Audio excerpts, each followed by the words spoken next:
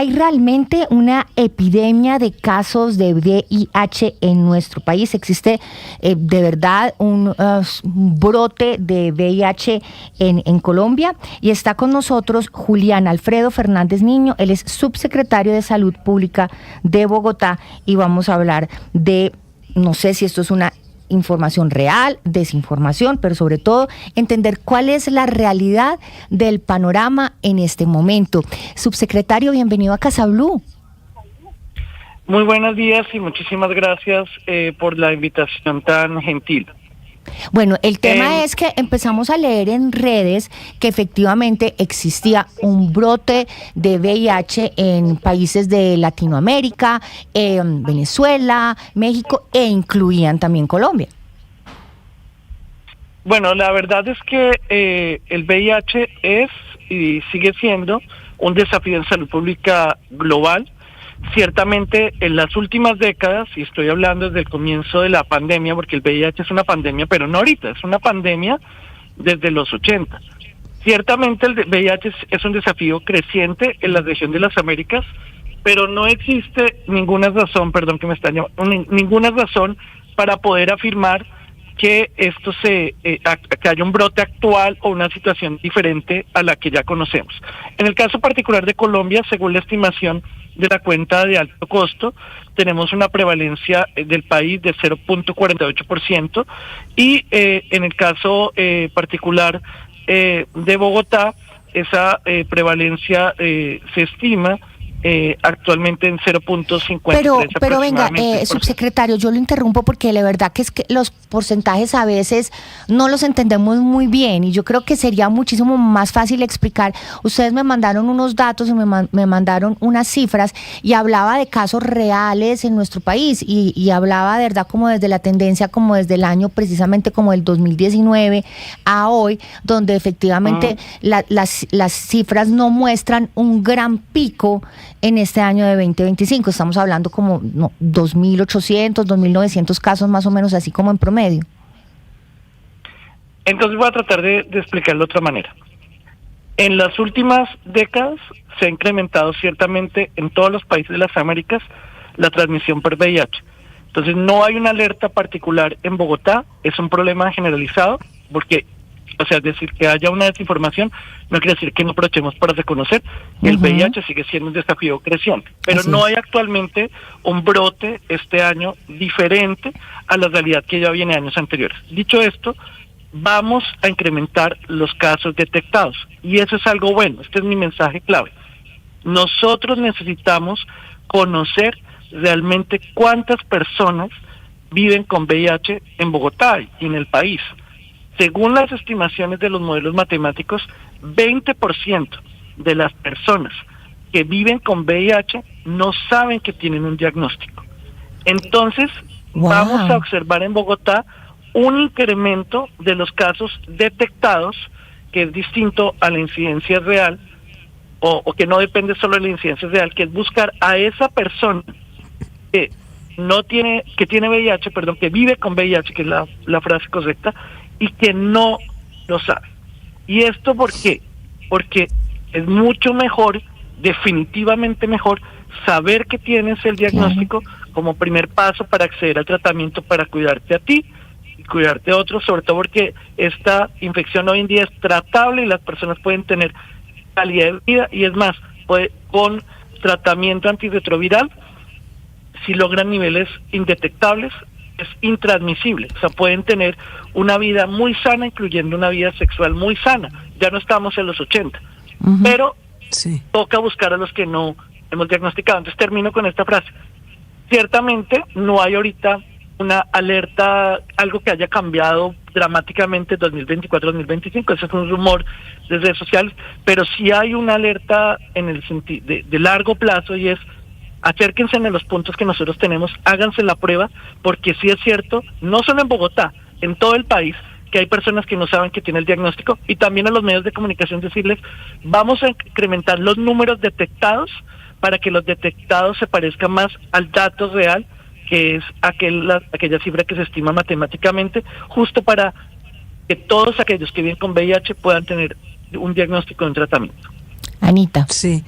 Julián, si bien es cierto, usted lo dice, muchas personas no saben y tienen la enfermedad, pero pienso que es falta de eso que usted acaba de decir, de hacerse una prueba temprana.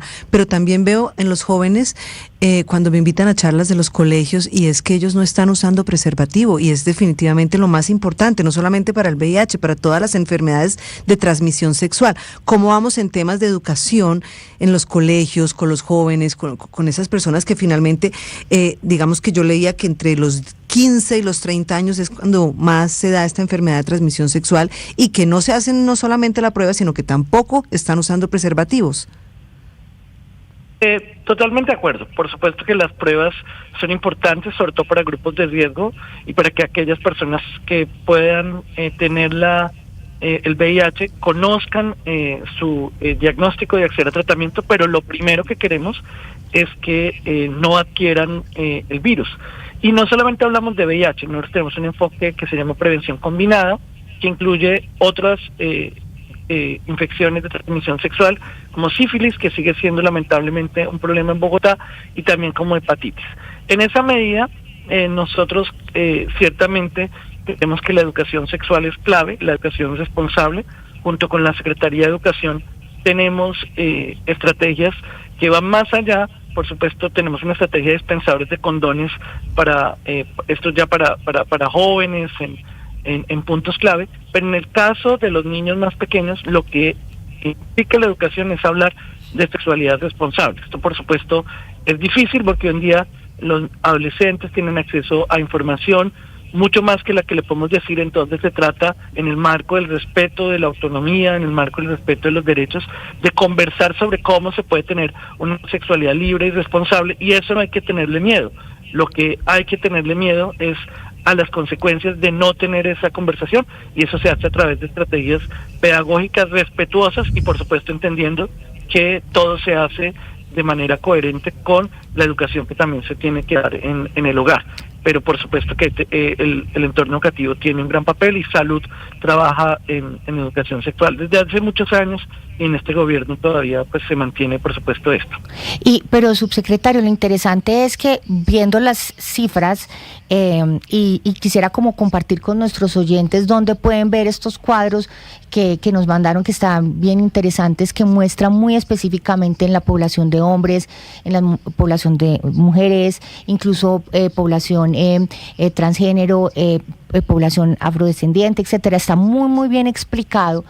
Pero esas campañas, si bien están dirigidas de pronto a los niños, a las escuelas, a los colegios, qué sé yo, o sea, tienen que estar dirigidas a los adultos, que son los que se ven ahí en los cuadros, que son los que viven efectivamente con el virus sin saberlo, y tal vez lo están transmitiendo y no están ellos recibiendo, como usted bien lo dijo, acceso a esas posibilidades de mantener bien su enfermedad y no transmitirla.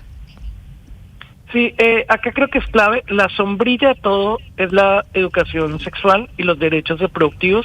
Esa es la sombrilla, porque eso va mucho más allá de prevenir infecciones. Eso me permite tener, cuando decida tenerlo, en el libre ejercicio de la determinación de cada persona y de su proyecto vital. O sea, tiene que ser clave que es cuando esa persona ya más grande decide hacerlo, lo puede hacer con responsabilidad y con conocimiento. Pero esa es una discusión que debe comenzar muy temprano, porque no solamente nos interesa prevenir las infecciones, nos interesa prevenir las formas de violencia, y nos interesa prevenir el embarazo adolescente, y erradicar la realidad del embarazo de 10 a 14 años, que son principalmente dados por formas de abuso sexual. Entonces, las sombrillas son los derechos reproductivos, y por eso es una conversación que comienza temprano, para hablar de autonomía, de autocuidado. O sea, no es hablar de sexualidad solamente, es hablar de cuidado, de respeto, de autodeterminación. Y más adelante, obviamente, ya viene el tema más orientado a las infecciones, y tú tienes razón. Hay unos grupos de riesgo asociados a determinadas conductas, en los cuales hay que hacer mayor énfasis desde el sentido de la responsabilidad con mi cuerpo y la responsabilidad con el cuerpo de los demás.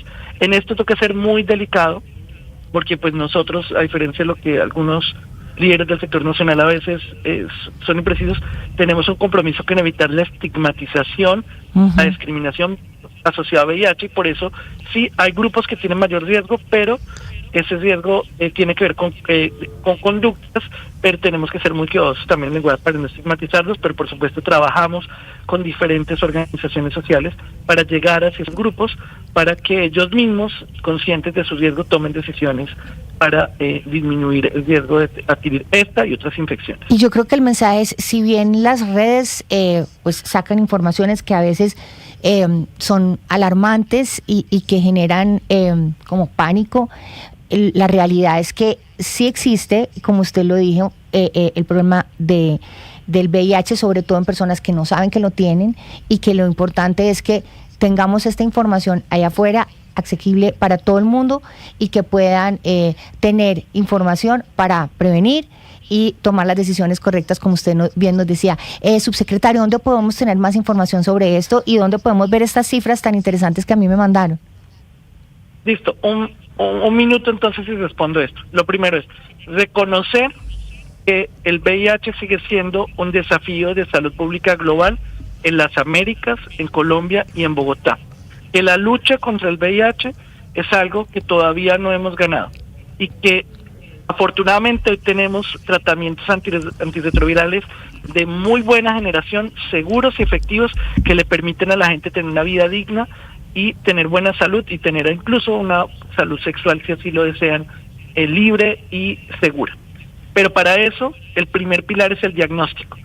De nada nos sirve tener las tecnologías mejores en el sistema de salud, que se ha logrado por luchas de muchos años, si no accedemos al diagnóstico. Bogotá va a buscar más, y acá les pido a los medios, no nos alarmemos porque los casos reportados van a incrementar, porque los estamos buscando todos los días en las páginas de la Secretaría Distrital de Salud y en nuestras redes sociales.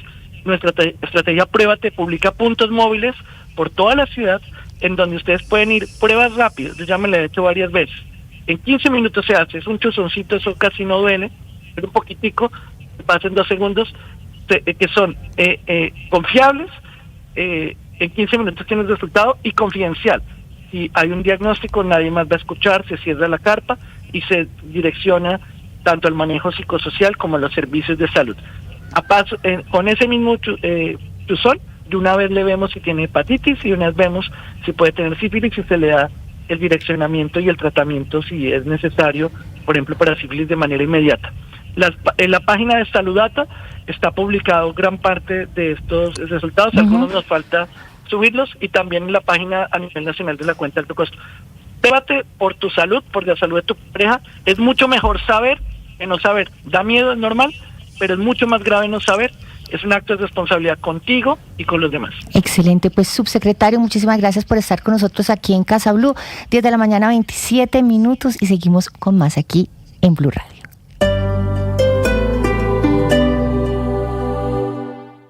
La información